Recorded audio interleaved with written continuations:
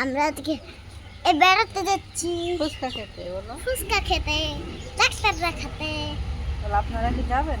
আপনারা কি যাবেন? তাইলে আসেন। তাইলে চলে আসেন আমাদের বাড়ি নাকি মাহির। আসসালামু আলাইকুম আমার প্রিয় দর্শক বন্ধুরা, কেমন আছেন আপনারা সবাই? আশা করছি যে যেখানে আছেন সুস্থ আছেন, ভালো আছেন। আলহামদুলিল্লাহ আমরাও ভালো আছি।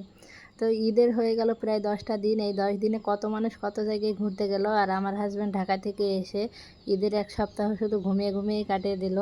তো রাস্তায় বের হয়েছি, আর এক দাদি শাশুড়ি অনেক ইয়ার্কি করছিল, তাই দেখেন অনেক হাসাহাসি করছিলাম।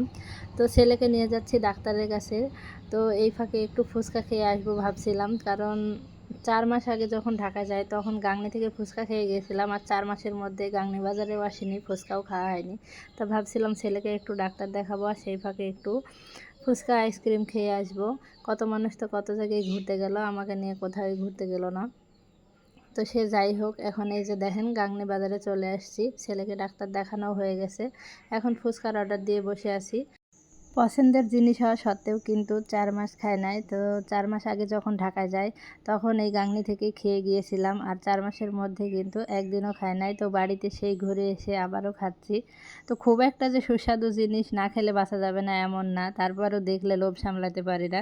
তো আমার মনে হয় বেশিরভাগ মেয়েরাই ফুচকা দেখলে একটু খাইতে মন চাই।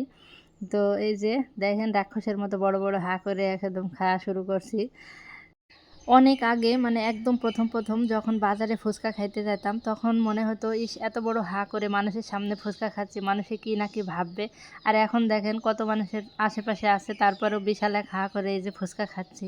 তো এখন মনে হয় মানুষে যে যা ভাবে ভাবুক, আমার খাওয়ার দরকার, আমি খাই। আর আগে কত লজ্জা পাইতাম এইভাবে মানুষের সামনে খাওয়ার জন্য। তো এই যে ফুচকা খাওয়া শেষ করে আমরা বাইরে এসেছি, আর এখান থেকে মাহিরের বাবা মানে একটা আইসক্রিম কিনে দিল। আইসক্রিমের হাঁড়ি যে কত বড় দেখতেই পাইতেছেন, মানে সুন্দর একটা মাটির ঘটি।